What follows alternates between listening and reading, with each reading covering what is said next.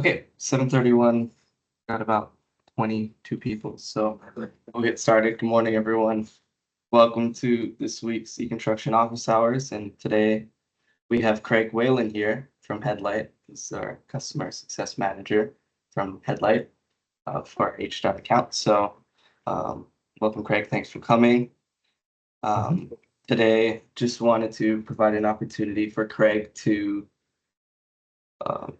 announce some of the latest updates, as you all have been using the progress payment and change order forms in HeadLight. So first of all, I wanted to give Craig the opportunity to explain some of those updates and some of the updates that will be coming in the near future or pretty soon. So give an opportunity for that, and then also an opportunity as you're using the forms to provide any feedback that you'll need. And obviously Craig is here, so be able to ask questions, provide any feedback that you have on these forms or anything in terms of HeadLight construction. So with that, I'll pass it to Craig to get started.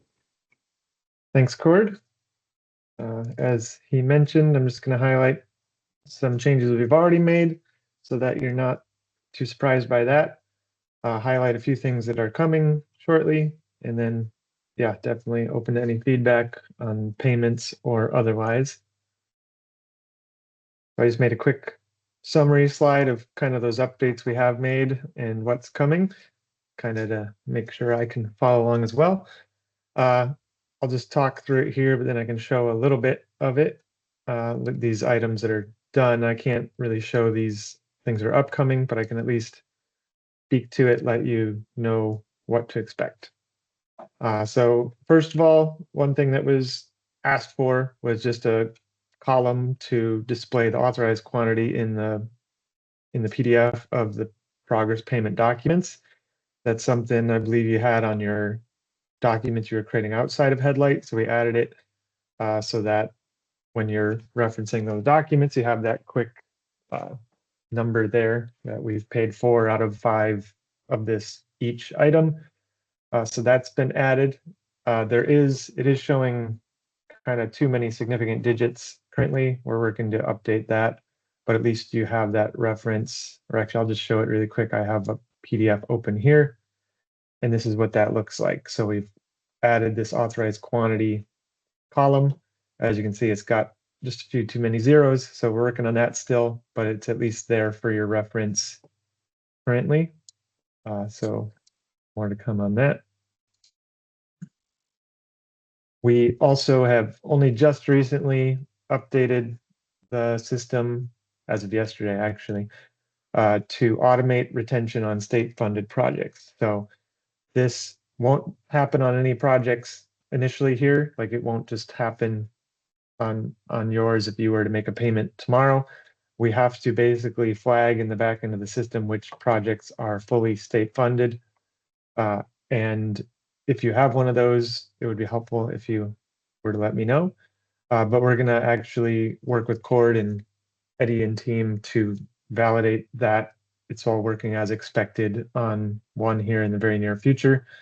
Like I said, it was only just done, so we need to make sure it's all working correctly, but it could be used by any projects moving forward.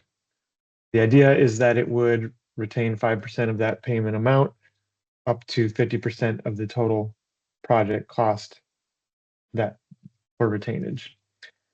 So to show that, I had an example up here. That was the wrong one. Here we go.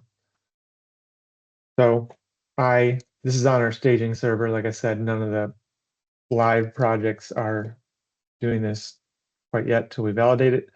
But here I've just put in one item as an example of a simple payment and added it. Well, I put it in an approved diary like we have to do. And then I put it in, let me refresh. Oh, I was logged in for too long. One moment.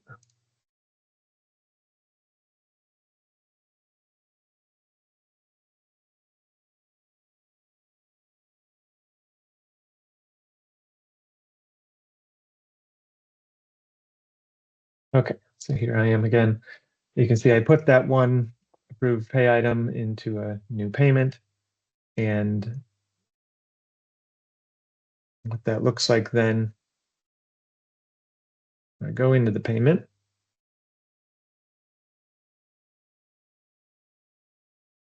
Okay, since I logged out and back in, let's start over.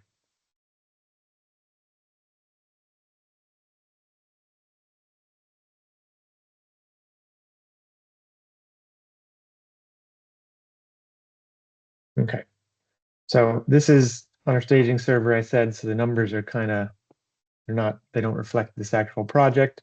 And you can see people have even done some weird testing to the point where there's been other uh, retainages done. But you can see here, I just have this ledger of that one item I put in, and it has a total cost associated with that. And then if I go down to the retention section, it shows all these previous retentions that have been done in previous payments. But it created this automatic retention for progress payment 05. That's the one I just made.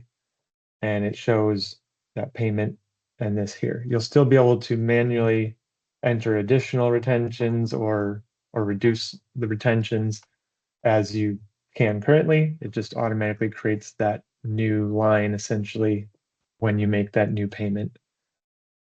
So that's that item. One other thing that we updated here just very recently is allowing for pay item overruns. That only goes up to 15%. That was per request because people were getting stuck in some of their payments. If it's over 15%, you still would need to do a change order. So obviously, if there are overruns, generally doing a change order would be great. But that doesn't apply to lump sum or force account items. So what that looks like, I have here, this is actually on our real server, production server, we call it, but a fake project. And to show that, I wanted to create a new pay item. You can see I did 64 units of something that should only have 60. And then I want to put that into a progress payment.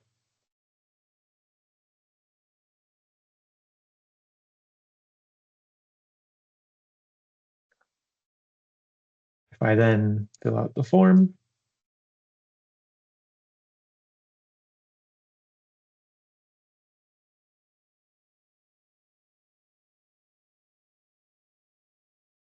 and as you scroll down, you'll see highlighted in yellow that this total observation quantity exceeds the overrun of the approved quantity or authorized quantity.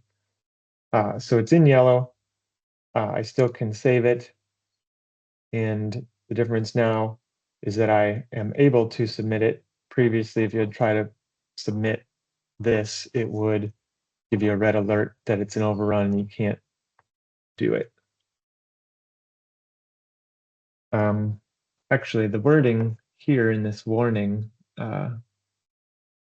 it's supposed to say that it's within 15%. So I'm gonna take a look at that and make it a clearer wording here so that it's obvious to you that it is basically an allowed overrun, but it's just giving you a warning. And then if you were to try to pay 20% over on something, it gives a red and it won't let you proceed kind of thing. So that's, I'll get some of that wording updated to be a little clearer, but it should, well, as you just saw, I was able to submit this and it has that small overrun in this case. So these are our very recent updates. If you do, well, you're not going to have this yet unless you ask for this to be turned on right away. We'll validate that. But if you do have any trouble with trying to pay one of these overruns that's within the allowed amount, definitely let me know. We want to make sure that's working correctly. It hasn't been done very often yet. So please reach out to me if you encounter any troubles with that.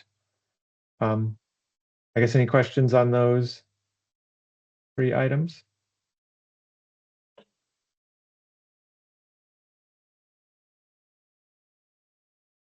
All right. Then the other items we're working on with guidance from the DOT is actually this first item, liquidated damages to date. This came out of a project had trouble with it. They basically had, for example, on their second payment, paid or entered a liquidated damage of whatever amount. And then when they came to their third payment, they didn't see that liquidated damage listed as something that had been done previously. It was included in the paid to date numbers, that adjustment of the LD, but it wasn't showing up as last payment we had an LD of $5,000. So we're updating it to show within the document itself the liquidated damages to date, so that you can hopefully see in payment 2 we had this, in payment 3 we had that, so that it's more obvious what the historic information was. That one's coming.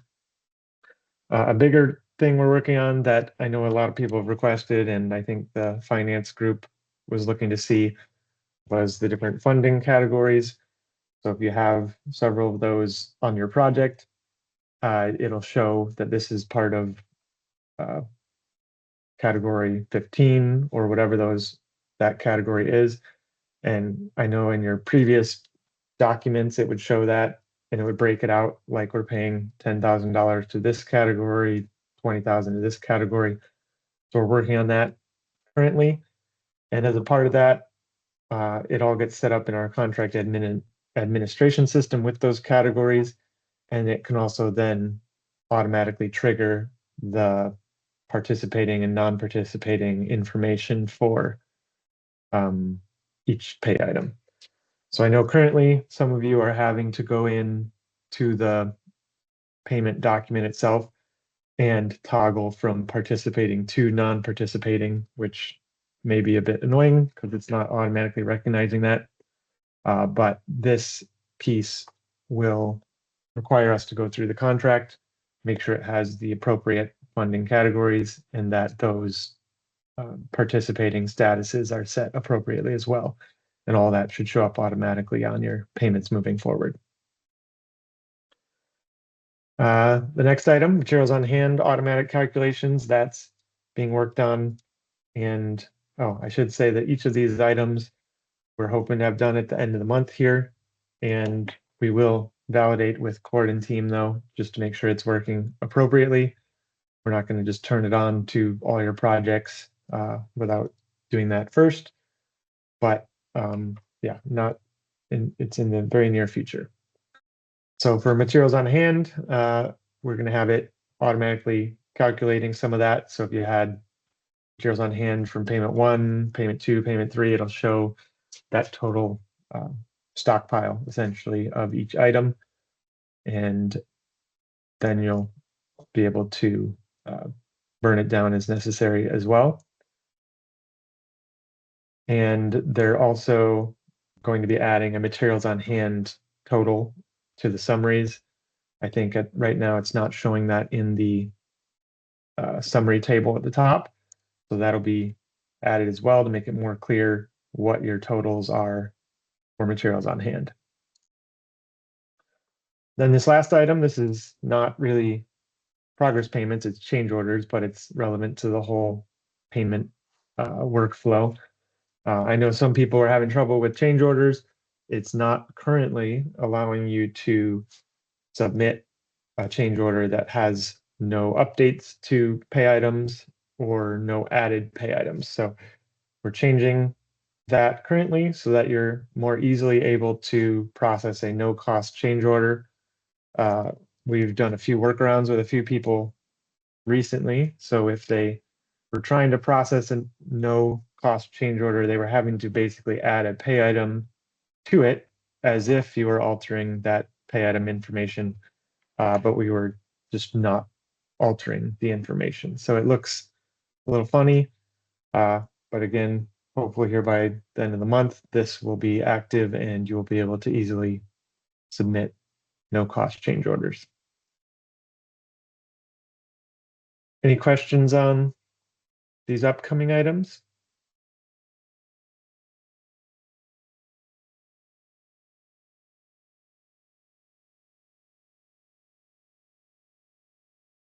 Cord, any additional comments you'd like to make on any of the changes we're doing? No, not really, but I just want to yeah, give the opportunity for folks who are in here to provide any feedback, or if you see anything that's not on this list that you would like to be changed, or if you have, like I said, any feedback, now now is a good time to voice that. And if not, obviously think about it, test out these some of the things that have been completed and some of the things that will hopefully be completed by the end of the month. So yeah, then you're able to always provide feedback later on, email econ, email support@headlight.com, email Craig, um, to provide that feedback. But yeah, we're always looking for feedback to improve the forms to make it easier on you guys. So if you guys do have any questions, please let us know now.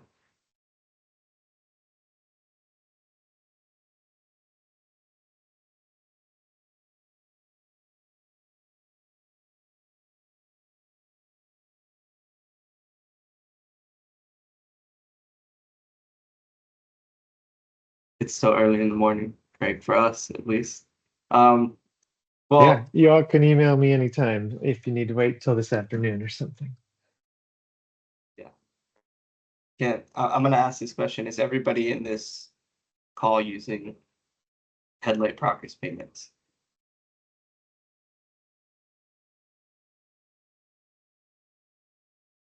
Raise your hand, raise your virtual hand if you are using HeadLight progress payments. Yes, Craig. Yes. Thank you. Glenn, thank you. Kaha, thank you very much. Danilo, Marvin, great.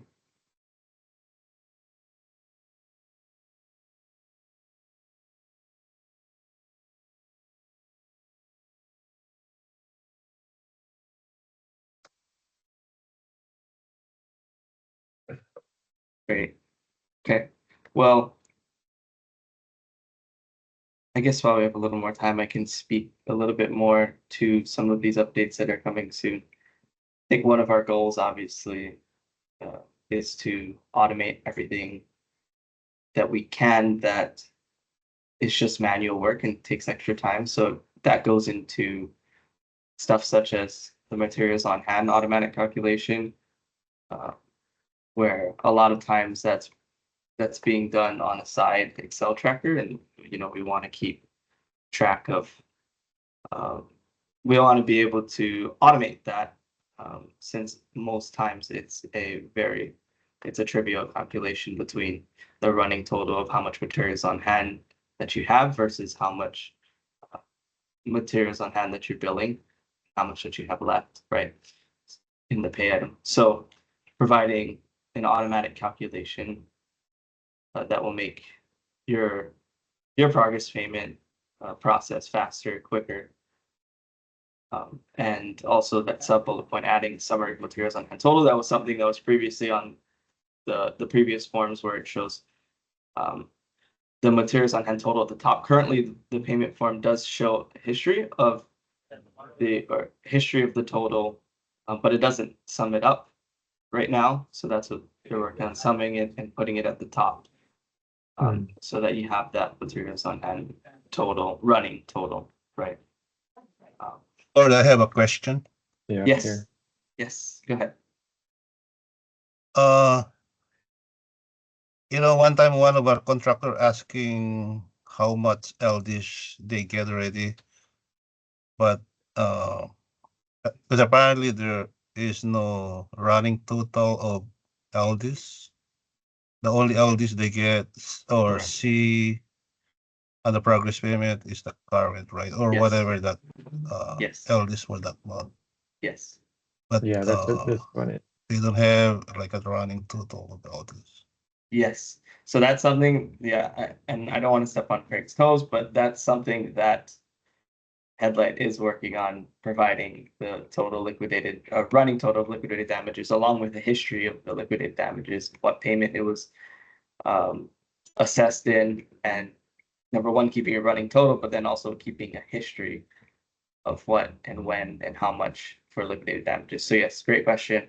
That is upcoming. Hopefully that is implemented on all projects. It's a pretty trivial calculation, so I think that that's certainly attainable to add in the very near future. So working on that. But do you have any other question on that? Or And anything then else? I have another one. Mhm. Usually like I think when we were using Excel to create Mhm. progress payment, there is always a ledger. Mhm. On this progress payment, you can only see the ledger when you go into the program, but as soon as you print it, there's even no way for us to print what's inside. Okay.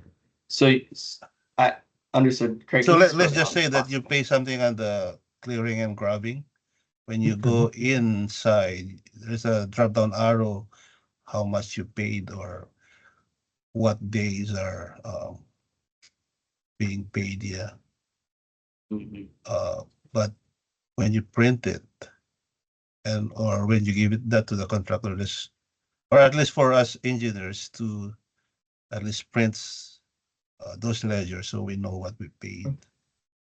Okay. Oh, Understood. so you want a printable version showing all the payments of clearing and Yeah, grubbing? because If I'm understanding sometimes like correctly, like if you just instead of like going through the program, because sometimes we don't have like coverage, like cell coverage on site. If we want to just look, um, then from there or like meeting with the contractor, then at least you can show them what you paid through yeah. the progress payment instead of going back to the headlight Let me, itself. yeah, Yeah. let me see if I'm understanding it fully. So Yeah, you open this potentially you progress would want, payment in headlight. Yeah, this is the right. printable So copy right now. right. So right now, Craig, if you can go to a progress payment headlight and where you're able to see, so scroll up if possible. So you're able to see those quantities. So scroll Yeah, when you go middle down, of you the can see page, all those. yeah, down a little bit. Yeah, so the Yes, work item ledger. So right now in the progress payment, or in the printed version, you're only able to see, the one pay item, yes. and then the total for what's being paid, right? And then all the other columns that you had. But when you're in the system view, you're able to see when all of the quantities were actually written in the diaries and it's all spelled out. Sometimes, obviously, the lump sum items are according to the schedule of values or something like that. So that's how, obviously, the engineers are tracking those pay items and all those sub pay items in the ledger. And then when you print it, it doesn't show it. So, Glenn, is what you're asking that it would be helpful to be able to print out a version with all of those sub um, with all of those work item ledger notes, and then also have an option to just print it out without it too. Because I, I mean, from some of the progress payments that I do, if that was showing on the progress payment, it would be quite a lengthy um, progress payment, right? There would be a lot of because every single day that quantity is charged, it's going to elongate that ledger, and it would be quite a long payment for some of the projects. So, No, would you think that it'd be beneficial to have an option to just as print? for me, like we can still submit just the pay item itself without the ledger. Uh, But then it'd be but helpful to be able to print yeah, out. just for Okay, does that make sense, Greg? I think I like a understand the your to keep request. shape of what we have, right? Yeah, I think that makes Understood. sense. Makes sense. Then that yeah, we'll definitely take that and discuss that. Mhm. And see the possibilities for that. Thank you for that feedback. Danilo, I see that your hand's raised. Do you have a question or is it just from the question that I asked previously? Just wanted to give an opportunity for you to speak if you had a question, since your hand's Oh, still up. no question. I just raised when you were asking to, Okay, people who are awesome. using the headline. Thank you. Awesome. Awesome. Danilo, do you have any questions? I know you use it quite often now. No, not at this time. Thank you. Okay. All right. Awesome. And then I just want to mention about Kelvin's comment. Thanks for implementing funding categories UA as it is urgently needed for fiscal office. Yes, totally understood. We know in the previous progress payment that it did separate by type code and funding category, and it separated that in the ledger. So that is coming soon. But the funding category item, there's a little bit more to it than just what showed in the previous payment, where it's going to show, how much is the distribution between participating and like 80-20, 90-10, stuff like that. All that fiscal office would want to see. So in addition to that funding category separated out by ledger and totaling the summary table where it totals by type code, there will be some other stuff things. But obviously, the immediate need is for it to separate out and total by that type code, as the fiscal office needs that information to process their payments. So that is what they're working on currently for the funding categories, and hopefully that'll, like Craig said, hopefully that'll be out by the end of this month. So we'll keep you updated there.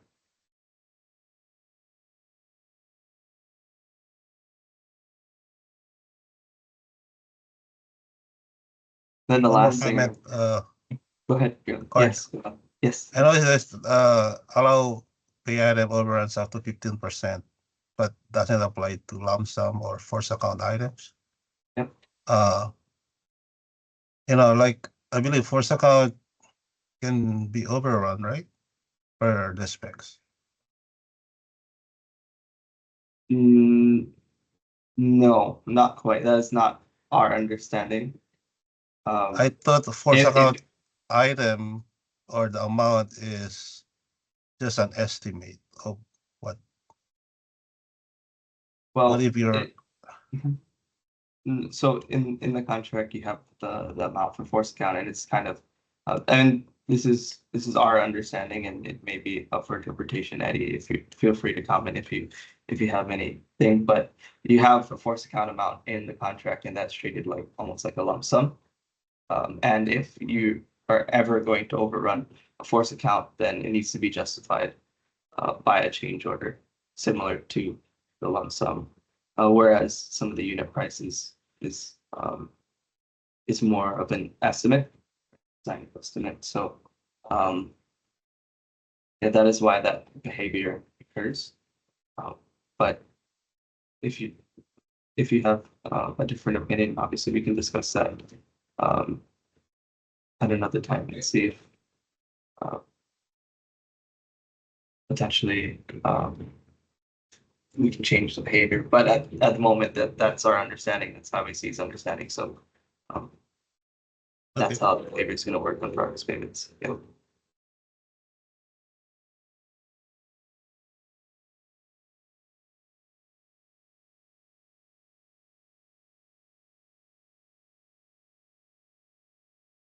Okay, and the final thing I want to speak on is the retention on state-funded projects. So right now we are working on a big state-funded project only, and it would be helpful, obviously, just like materials on hand. A lot of times it's calculated on a separate Excel tracker. So this feature will help in that you won't need to do that extra step of after you've calculated all of your payment totals and just taking it out and taking 5% off and then tracking that separately. The system will automatically do that for you. So again, automating something that is pretty much a very trivial calculation that could and should be automated. So that is why that is there. And so as Craig said before, if you need that immediately on your project, please let him know so that he can toggle that on. But if not, if your project is state funded, we're going to turn that on for you in the very near future as we go through the projects. So yeah, we should be able to just set that as active on any new projects moving forward when applicable pretty easily. Okay, with that, that's all I have. So Craig, did you have anything else? That's all I was planning to to show, but happy to answer any other HeadLight questions or meet with anybody else at a different time if they need.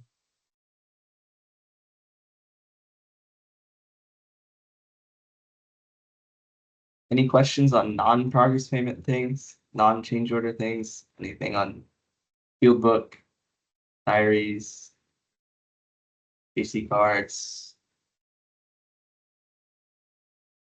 I had a question for Craig, but I was wondering if I should just wait until after the session to continue with Craig. Yeah, I was. Okay, well, let's see if anybody else has any questions, Marvin, and then if not, well, let's take your question, especially if it's gonna take a little bit. So one more Mhm. time, if anybody has any questions at the moment, obviously you're able to reach out to Craig, reach out to Econ at any point, you know, when you are using this or testing out these new features. So one more chance before Marvin gets into his question.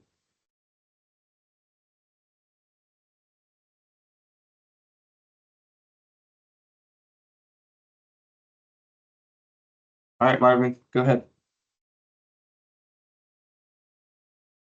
Oh, but should I just do it separate? Maybe end the session and I just continue with Craig? Up to you. Yeah, we could hop on a separate one if you'd like.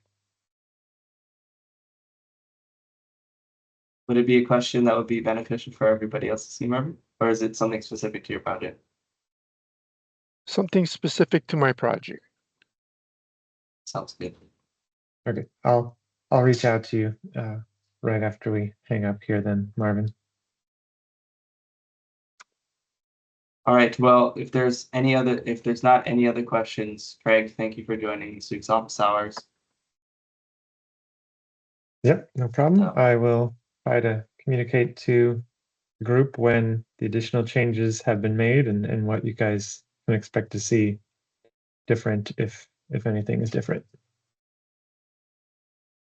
So thank you, Craig. Thanks everybody for joining. Join us next week for continuation of the changes in claim series. Yes, if you have any questions, feel free to reach out. Thanks all. Have a great rest of your day. Great rest of your week. Thanks, everybody. Thank you. Craig, are you going to join a separate call?